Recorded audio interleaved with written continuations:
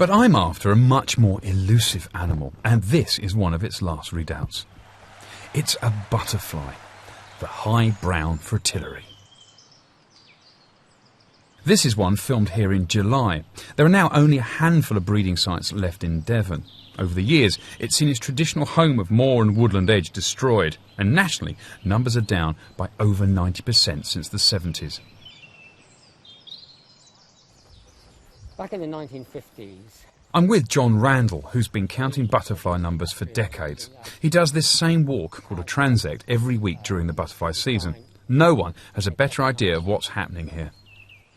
Last year, I only recorded 7 high brown fritillary on the transect. And the weather never seemed to stop raining for the whole flight period, and I was really concerned whether the species would have survived on the site. But this year, it's been seen in really good numbers. I've already recorded 98 on the transect.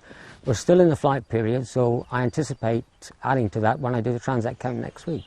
So it sort of suggests that if they do get the opportunity, assuming their numbers aren't too low, they can bounce back. This beautiful weather is obviously helping the species, but I also think that the cold winter helps as well. It's a striking insect. Its distinctive underwings with those high brown halos contrast with that lovely orange marked topside. Despite the good news this year, long term the species is in desperate decline. But it's not for want of trying to save it. Devon Wildlife Trust are making huge efforts to recreate the traditional mix of wood, bracken and coppice that the insect needs. They're grazing ponies to keep the bracken and scrub down. And these cattle, as well as eating the grass, trample back the bracken so that it doesn't take over.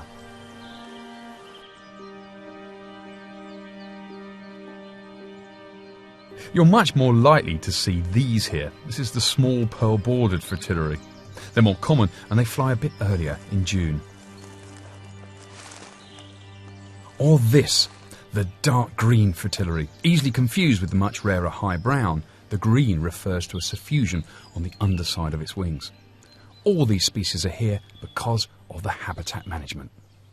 And it's the creation of these little paths and rides throughout this otherwise almost impenetrable jungle of bracken and gorse that is the secret. It allows the butterflies access to the flowers. It creates a nice little microhabitat. And if you actually come down here, you really get a sense of that. It's a sheltered little world. It's a real hot spot. There's flowers here so the butterflies can nectar. But more importantly, especially as far as the high brown fritillary is concerned, you get this, a carpet of these lovely little heart-shaped leaves. These are violets, dog violets, growing out of this lovely crispy litter of last year's bracken. And that's what they'll lay the eggs on, and that's what the caterpillars will feed on the leaves later.